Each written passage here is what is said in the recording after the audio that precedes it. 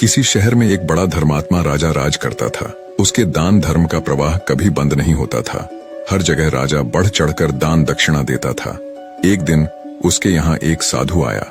उसने राजा से कहा, राजन, सुना है तुम बहुत दान धर्म करने वाले राजा हो। तुम्हारे यहाँ से कोई भी खाली हाथ नहीं जाता। क्या मैं जो मांगूंगा वो तुम मुझे दे सकोगे? राजा बोला, कहिए साधु महाराज, आपको क्या चाहिए? साधु ने कहा, या तो 12 वर्ष के लिए अपना राजपाट दे दो या अपना धर्म दे दो।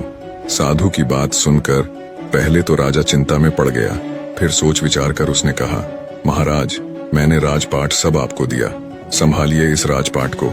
इतना कहकर राजा वहां से बिना कुछ लिए सब कुछ छोड़ छाड़ बिल्कुल अकेला चल पड़ा। चलते चलते मार्ग में एक बगीचा आया। वहीं एक कुआं और प्याऊ भी था। बड़ा रम्य स्थान था। राजा वहीं विश्राम करने के विचार से ठहर गया।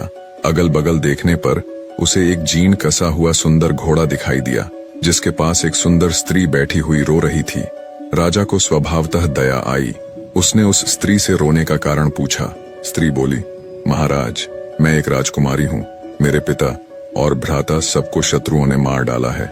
मैं किसी प्रकार जान बचाकर यहाँ भाग आई हूँ। अब आप ही देव के द्वारा भेजे मेरे आश्रयदाता हैं, अतः मुझे शरण दें। राजा ने कहा, ठीक है, घोड़े पर बैठ जाओ और मेरे साथ साथ चलो। राजकुमारी बोली, नहीं महाराज, आप ही घोड़े पर चलो। आपके सामने मेरा घोड़े पर बैठकर चलना ठीक नहीं है। राजा घोड़े पर सवार हो गया। चलते चलते दोनों एक दूसरे राजा के नगर में पहुंचे। स्त्री ने कहा, आप शहर जाकर कोई बढ़िया मकान भाड़े पर ठीक करो, तब तक मैं यहीं बैठती हूँ। राजा ने कहा, भाई, मेरे पास एक अधेला भी नहीं है, फिर मकान की बात किस मुंह से करूंगा? स्त्री ने कहा, महाराज, रुपयों पैसों की आवश्यकता हो तो मेरे पास से ले जाओ। और उसने निकाल कर 10 मोहरें राजा को थमा दी। राजा भी मकान ठीक कर आया और राजकुमारी को लेकर उसी मकान में गया और उन्हें वहां छोड़कर बाहर से घोड़े और उस स्त्री के लिए भोजन सामग्री ले आया। राजकुमारी ने भोजन तैयार किया और राजा से भोजन करने को कहा। राजा ने कहा, अरे, आप भी तो भोजन करो। उसने कहा, नहीं महाराज, पहले आप भोजन कर लें, आपके बाद मैं खा लूंगी। राजा ने भोजन किया, स्त्री ने भी किया। दूसरे दिन उस स्त्री ने कहा, राजन, आपको अधिक कष्ट होता है काम करने में, क्यों ना एक नौकर रख लो? राजा बोला, भाई, मेरे पास तो एक अधेला भी नहीं है और तुम मुझसे राजाओं की सी बात कर रही हो। स्त्री ने कहा, राजन, आप असमंजस में ना पड़िए। मैं औरत जात न हुई होती तो स्वयं इन कामों को कर लाती, आपको कहने भी नहीं जाती। रुपये पैसों की आपको जब भी आवश्यकता पड़े, आप हमसे निस्संकोच मांग लिया कीजिए। राजा गया और एक नौकर ले आया। कुछ दिनों के बाद उस स्त्री ने कहा, राजन, मन बहलाने के लिए कभी कभी यहाँ के राजा की कचहरी में चले जाया करो और वहाँ की कुछ बातें सुन लिया करो। अब राजा रोज कचहरी जाने लगा। उस नगर का राजा यह समझकर कि यह मेरे मंत्रियों में से किसी का संबंधी होगा, उससे कुछ न पूछता। इधर मंत्री लोग उसकी आकृति राजा के समान देखकर राज संबंधी जानकर कुछ न बोलते। कुछ दिन यूं ही बीत गए। एक दिन राजा और मंत्री वर्ग ने आपस में आखिर उस राजा के संबंध में बातचीत की। वह किसी का कोई संबंधी तो था ही नहीं। उनको बड़ा कौतूहल हुआ। दूसरे दिन राजा ने उससे परिचय मांगा। उसने अपनी सारी बात बता दी। उसकी धर्मप्रियता देख राजा ने उसका बड़ा स्वागत किया और अपना मुकुट उसके सिर पर रख उसकी पगड़ी अपने सिर पर रख ली, अपने सिंहासन पर बैठाया और मित्रता की प्रतिज्ञा की। दूसरे दिन उसे फिर कचहरी में आने का निमंत्रण दिया। राजा ने सारी घटना उस स्त्री से कह सुनाई। उसने कहा, ठीक है, आप भी राजा को सारे परिकर, परिषद तथा नगर को भी न्योता दे आइए। वह पहले तो हिचकिचाया, पर उसके प्रभाव तथा आग्रह को देखकर राजा उस स्त्री की बात मान गया और अगले दिन जब कचहरी गया तो राजा को सारे मंत्री परिषद सहित पूरे नगर को अगले दिन सुबह के भोज के लिए आमंत्रित किया। उस नगर का राजा हैरान होते हुए बोला, कहीं भांग वांग पी ली है क्या? भोज और वो भी पूरे नगर सहित, कहाँ से करोगे उसका इंतजाम?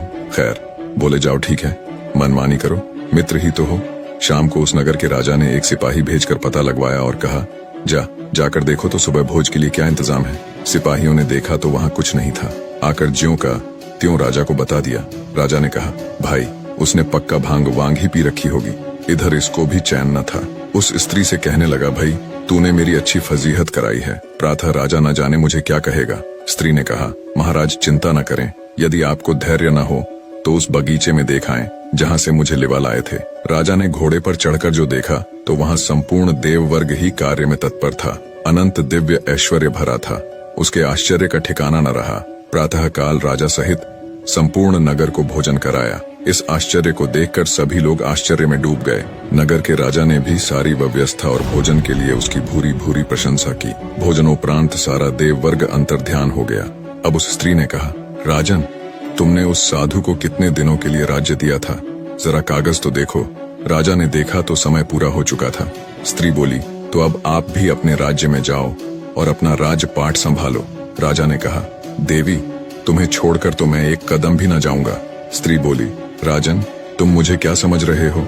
मैं तुम्हारी स्त्री नहीं हूँ, मैं तो तुम्हारा धर्म हूँ।